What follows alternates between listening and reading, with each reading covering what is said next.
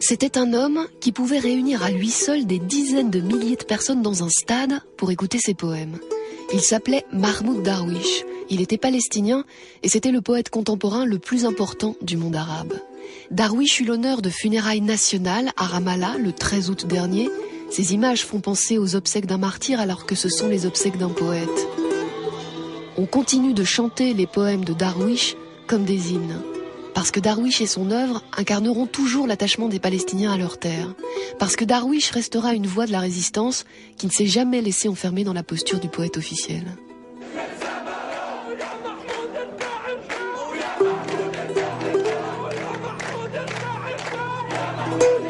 Mahmoud Darwish avait 67 ans. Il a composé une trentaine de recueils traduits en 40 langues. L'hiver dernier, on lui avait donné rendez-vous à Paris à l'occasion d'une lecture de ses textes au théâtre de l'Odéon. Réécouter Mahmoud Darwish, c'est l'hommage de Métropolis au poète aujourd'hui. Ce reportage a été diffusé en décembre 2007. Je ne peux pas écrire de poésie à l'hôtel, je ne peux pas écrire de poèmes au café, je ne peux pas écrire dans un avion ou dans un train, j'ai mes habitudes. Je ne peux écrire que sur ma table, enfin sur mes 2 tables maintenant. 2 tables parce que Mahmoud Darwish habite 2 endroits, Ramallah en Cisjordanie et Amman en Jordanie. Il se réfugie là-bas quand la situation dans les territoires occupés devient trop insupportable. En réalité, je n'ai pas l'impression de résider vraiment quelque part. Une résidence sous occupation, on ne peut pas appeler ça une résidence véritable ou définitive. Tant qu'il y a occupation, l'être humain sent que sa situation est temporaire. Le seul endroit où je peux réellement me poser est un endroit imaginaire. C'est le langage. Avec le langage, on peut vivre partout dans le monde. من الصباح السندسي إلى غبار في الظهيرة حاملين نعوشهم ملأى بأشياء الغياب بطاقة شخصية ورسالة لحبيبة مجهولة العنوان لا تتذكري من بعدنا إلا الحياة. À Paris, cette année, on a joué Mural, un long poème comme un dialogue avec la mort que Mahmoud Darwish avait vaincu en 98. Il avait alors survécu à un arrêt cardiaque.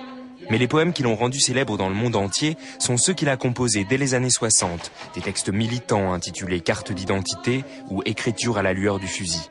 Mais avec le temps, Darwish a appris à se méfier du poème slogan et préfère célébrer l'amour, la mer ou l'odeur des champs de Galilée. Je sais, on me demande d'écrire d'une certaine manière sur cette réalité concrète, mais je l'ai déjà fait abondamment. La littérature de résistance, ce n'est pas seulement la parole violente contre l'action violente. La littérature de résistance prend des formes multiples. Par exemple, glorifier l'amour des gens pour la vie, ou trouver des raisons à l'existence, en cherchant ce qui peut rendre la vie supportable.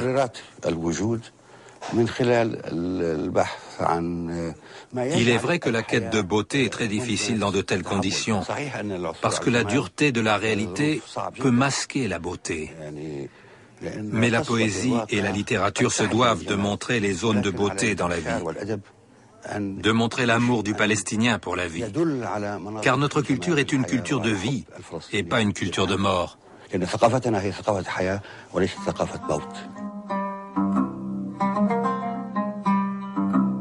كل المناديل التي لوحت كل العيون كل المناديل التي لوحت كل العيون كانت معي لكنهم كانت معي لكنهم قد أسقطوها من جواز السفر أسقطوها من جواز السفر لم يعرفوني من جواز السفر. Donc la littérature de résistance peut aussi être une littérature d'amour et vice-versa. C'est une littérature qui lutte contre son opposé absolu, l'occupation, la haine et l'état de siège. Le peuple palestinien vit dans un beau pays. Il est très heureux quand les fleurs d'amandier éclosent au printemps. Il s'en réjouit. Si l'occupation parvient à masquer la joie de cette beauté dans nos cœurs, cela veut dire que l'occupation a occupé nos âmes. Mahmoud Darwish écrit dans une petite pièce, de préférence avec vue sur un arbre. Mais en 2002, il écrit sous les bombes, pendant le siège de Ramallah par l'armée israélienne. Ça donnait État de siège, un texte composé de fragments rédigés dans l'instant pour tenter de capter une pensée fugitive, un moment. Ce poème a été écrit à Ramallah, pendant que je regardais les tanks qui entouraient la maison que j'habitais et les rues autour. Je n'avais aucun moyen de résister à l'occupation, à ces tanks, à cette énorme opération militaire, sauf par le langage. Chaque fois que j'écrivais une ligne, je sentais seulement que les tanks avaient reculé d'1 mètre ou 2.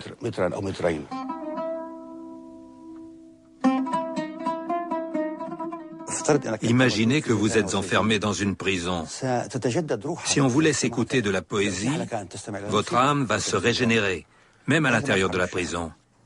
Voilà ce qu'apporte la poésie.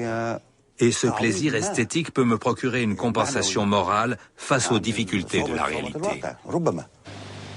Mais Darwish a été un militant politique de façon plus directe. Il a eu des responsabilités au sein de l'OLP jusqu'en 1993. C'est lui qui est l'auteur de la déclaration d'indépendance de la Palestine.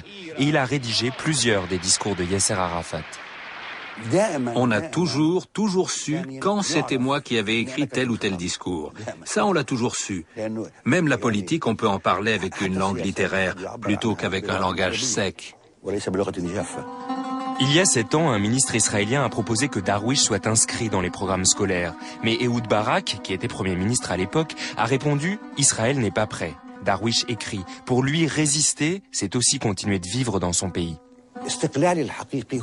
Ma véritable indépendance, c'est l'indépendance de mon pays. À ce moment-là, j'aurai le droit de dire « Je n'aime pas ce pays ».